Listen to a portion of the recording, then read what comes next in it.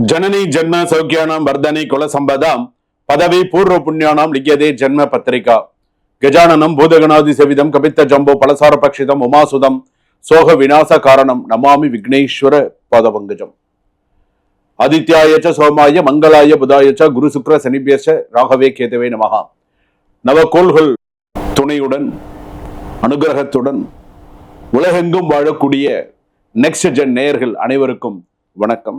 எனது பூரண ஆசீர்வாதம். நான் மக்கள் ஜோதிடர் டாக்டர் ராஜ்குமார் சிவாச்சாரியார் பேசுகிறேன். எல்லாரும் எப்படி இருக்கீங்க? நலமா இருப்பீங்க நம்புறேன். இந்த வார ராசி பலன்கள் எப்படி இருக்கு அப்படிங்கறத நம்ம பார்க்க போறோம். வாரம் நம்மளுடைய ராசி பலன்கள் நம்ம பார்த்துட்டு வரோம். வாரம் மக்களுடைய ஆதரவுகள் நிறைய இருக்கு. சுவாமி நீங்க சொல்ற விஷயங்கள் சரியா இருக்கு அப்படின்னு நிறைய பேர் சொல்லியிருக்கீங்க. ரொம்ப சந்தோஷம், வாழ்த்துக்கள். இன்பமே சொல்க, எல்லோரும் வாழ்க, நோய் நொடி இல்லாமல் வேலையில எல்லாம் ஸ்திரமா இருந்து அதை எதிர்பார்த்ததுடன் சீக்கிரமா அது நல்லபடியா நடந்து சந்தோஷமா இருக்கணும். திருமணமா இருக்கட்டும், எல்லாமே உங்களுக்கு நல்லா கூடி வந்து நீங்க பிறக்கக்கூடிய ஆவணி மாதம்லாம் இன்னும் உங்களுக்கு சிறப்பாக அமைய வேண்டும். என்னுடைய பிரார்த்தனையும் அதுவே. அதனால தான் மக்கள் எல்லாரும் நல்லா இருக்கணும். மக்கள் தீர்ப்பே மகேசன் தீர்ப்பு அப்படின்னு சொல்றோம் இல்லையா? மக்கள் நினைத்தால் என்ன வேணாலும் செய்யலாம். அது ஒரு மிகப்பெரிய ஒரு ஆயுதம் அது மக்கள் அப்படிங்கிறது.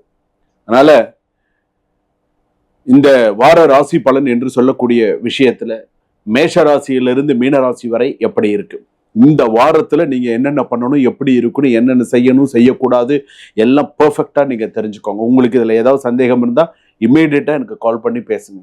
சார் எனக்கு இந்த மாதிரி பேசணும், எனக்கு உங்ககிட்ட இமீடியட்டா பேசணும், எனக்கு ஒரு அப்பாயின்மெண்ட் ஃபிக்ஸ் பண்ணி கொடுங்க அப்படின்னு சொல்லி உடனே பேசி அதற்கான தீர்வுகளை தீர்த்துக்கணும்.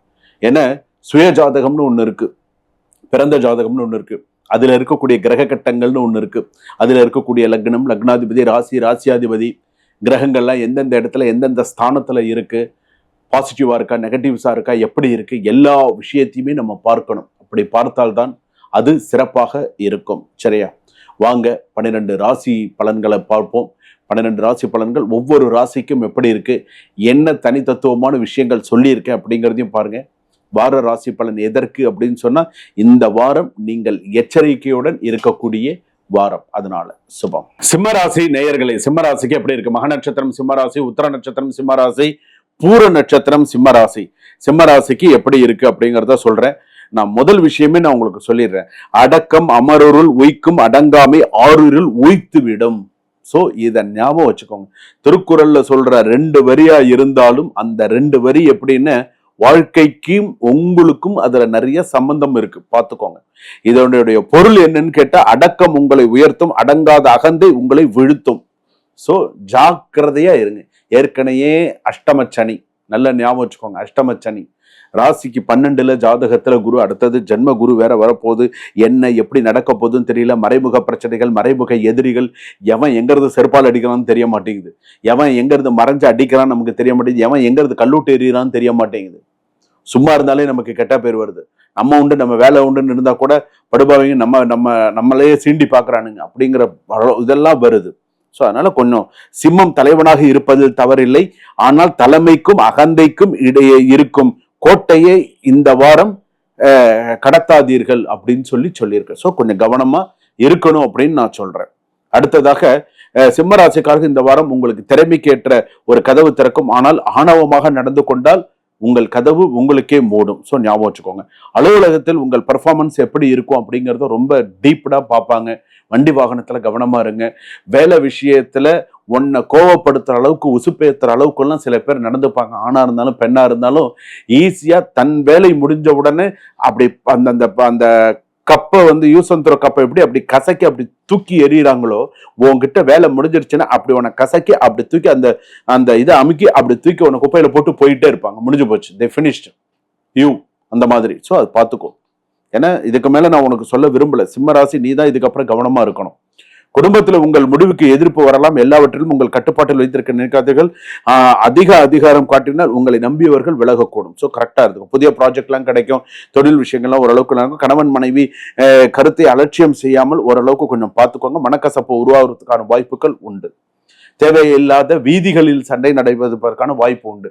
பொண்டாட்டியை பாதியிலே இறக்கி விட்டுட்டு போறது, புருஷன் வேலைக்கு போகும்போதே சில பிரச்சனைகள் வர்றது, இதெல்லாம் நடக்கும். ஸோ கொஞ்சம் இந்த வாரம் கொஞ்சம் கவனமா இருக்கும். ஏற்கனவே ஃபர்ஸ்ட் வரியிலே உங்களுக்கு சொல்லிட்டேன் என்னென்ன நடக்கணும். ஏற்கனவே இப்ப விவாகரத்தாகி பிரச்சனையில இருக்குன்னு சொன்னா ஈகோ கிளாஷ் ஆகிறதுக்கான வாய்ப்புகள் நிறைய இருக்கு. பிரிந்து விடலாம் என்று சொல்ல வார்த்தை சாதாரணமாக நினைக்காதீர்கள். உண்மையான சட்ட நடவடிக்கை தேவைப்பட்டால் கரெக்டா ஆலோசனை செய்து பிரியவும். ஸோ கரெக்டா பார்த்துக்கோ. திருமண பேச்சு நல்ல முன்னேற்றம் வரதுக்கான வாய்ப்புகள் இருக்கு. அதே போல பப்ளிக் எக்ஸாமு, டிஎன்பிசி எக்ஸாம்ஸ், சில எக்ஸாம்ஸ் எழுதுறதெல்லாம் நல்லா இருக்கும். ஸ்பீக்கிங் மேனேஜ்மெண்ட், ரிலேட்டட் லேர்னிங் இது எல்லாமே வந்து நல்லா இருக்கும். மாணவ மாணவிகளுக்கு சிறப்பா இருக்கும். அதே போல ஷேர் மார்க்கெட் வந்து பார்த்து இன்வெஸ்ட் பண்ணுங்க. அனுபவம் இருந்தால் செயல்பாடு பண்ணுங்க. இந்த வாரம் நீங்கள் வந்து கண்டிப்பாக தவிர்க்க வேண்டியது அதிகாரம் காட்டுதல், அகம்பாகமாக பேசுதல், பிறரை குறைத்து மதிப்பிடுதல், தேவையற்ற செலவு, கோபத்தில் உறவை முறித்தல், புகழ்ச்சியை நம்பி முடிவு செய்தல். ஸோ இதெல்லாமே இருக்கு. மெடிக்கல் இஷ்யூ அப்படின்னு எடுத்துட்டீங்கன்னா 49% இருக்கு.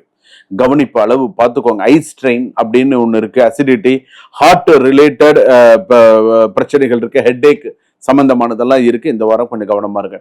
உங்கள் திறமையை நிரூபிக்க வேண்டிய ஒரு சந்தர்ப்பம் திடீரென வரும். அங்கே நீங்கள் அமைதியாக செயல்பட்டால் எல்லாமே உங்களுக்கு கிடைக்கும். ஸோ அதை பார்த்துக்கோங்க.